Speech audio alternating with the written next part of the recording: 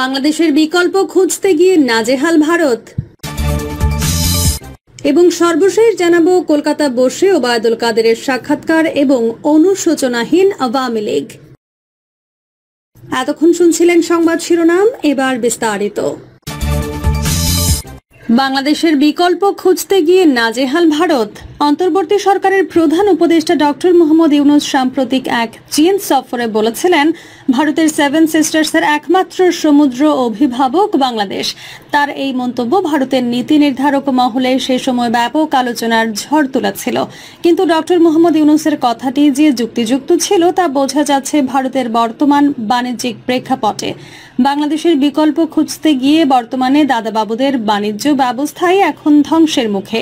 ভারতের উত্তর পূর্বাঞ্চলের সেভেন সিস্টার্স প্রবেশের জন্য বাংলাদেশের চেয়ে ভালো বিকল্প আর কিছুই ছিল না দাদাদের জন্য। সেভেন সিস্টার্সের রাজ্যগুলো ল্যান্ডলক হওয়ায় বাংলাদেশেই তাদের একমাত্র ভরসা ছিল সমুদ্রে পৌঁছাতে। কিন্তু বাংলাদেশের সাথে ভারতের বর্তমান বৈরী সম্পর্কে ভারত বাংলাদেশের বিকল্প খুঁজছে এই ইস্যুটিতে, যা রীতিমতো ভারতের বাণিজ্য এখন ধ্বংসের মুখে ফেলে দিয়েছে। বিশেষজ্ঞদের মতে বাংলাদেশের ওপর নির্ভরতা কমিয়ে এখন ভারত চেষ্টা চালাচ্ছে নতুন সমুদ্র পথে প্রবেশের। তারা বর্তমানে মিয়ানমারের দিকে ঝুঁকছে, তবে এতে করে ভারতের উত্তর পূর্বাঞ্চলের বাণিজ্যিক সম্প্রসারণ আরও নিরবিচ্ছিন্ন হবে বলেই ধারণা বিশেষজ্ঞ মহলের। শেখ হাসিনার সরকারের পতনের পর থেকে বাংলাদেশ ভারত সম্পর্ক স্পষ্টতই শীতল হয়ে উঠেছে।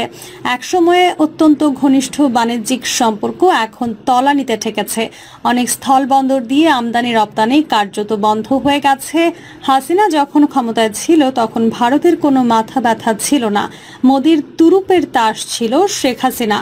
পুতুলের মতো যেমন খুশি তেমন নাচাতো শেখ হাসিনাকে, আর শেখ হাসিনাও তার ক্ষমতার সিংহাসনের লোভে ভারতকে উজাড় করে দিয়েছিল। শেখ হাসিনা বলেছিল, ভারতকে যা দিয়েছি তা আজীবন মনে রাখবে। এ কথা দ্বারাই স্পষ্ট মোদিকে উজাড় করে দিতেন শেখ হাসিনা। কিন্তু সম্প্রতি হাসিনা পালিয়ে যাওয়ার পর ডক্টর ইউনূসের সাথে নরেন্দ্র মোদীর সম্পর্ক খুব একটা ভালো না। উল্টো ইউনূস সরকারের কৌশলে কুপকাত মোদী সরকার। তাই অন্তর্বর্তী সরকার ডক্টর ইউনূসকে বিপদে ফেলতে বাংলাদেশের বিকল্প খুঁজছে মোদী প্রশাসন। কিন্তু সেখানেও নাজেহাল ভারত। বিশেষজ্ঞদের মতে বাংলাদেশের ওপর নির্ভরতা কমিয়ে এখন ভারত চেষ্টা চালাচ্ছে নতুন সমুদ্র পথে প্রবেশের। এতে করে ভারতের উত্তর পূর্বাঞ্চলের বাণিজ্যিক সম্প্রসারণ আরও নিরবিচ্ছিন্ন হবে বলে তাদের ধারণা।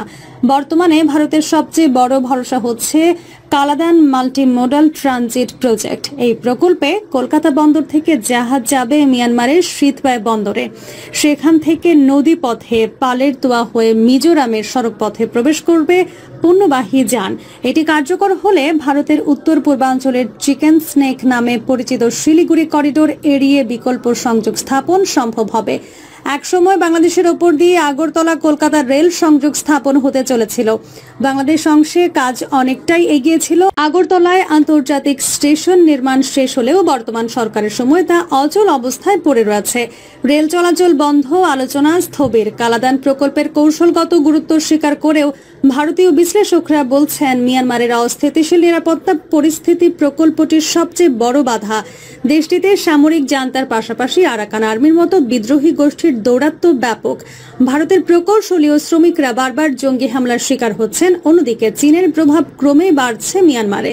চীনের সহায়তায় নির্মিত শীতবাই বন্দর এবং চীন মিয়ানমার ইকোনমিক করিডোর নিয়ে গভীর উদ্বেগ রয়েছে ভারতের কূটনৈতিক মহলে।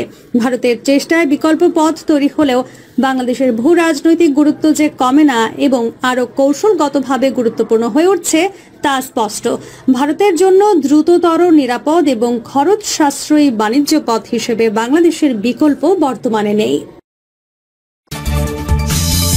কলকাতা বসে ওবায়দুল কাদেরের সাক্ষাৎকার এবং অনুশোচনাহীন আওয়ামী লীগ। ওবায়দুল কাদেরের দীর্ঘ নীরবতায় অবসান ঘটেছে। বিবিসি বাংলাকে দেওয়া এক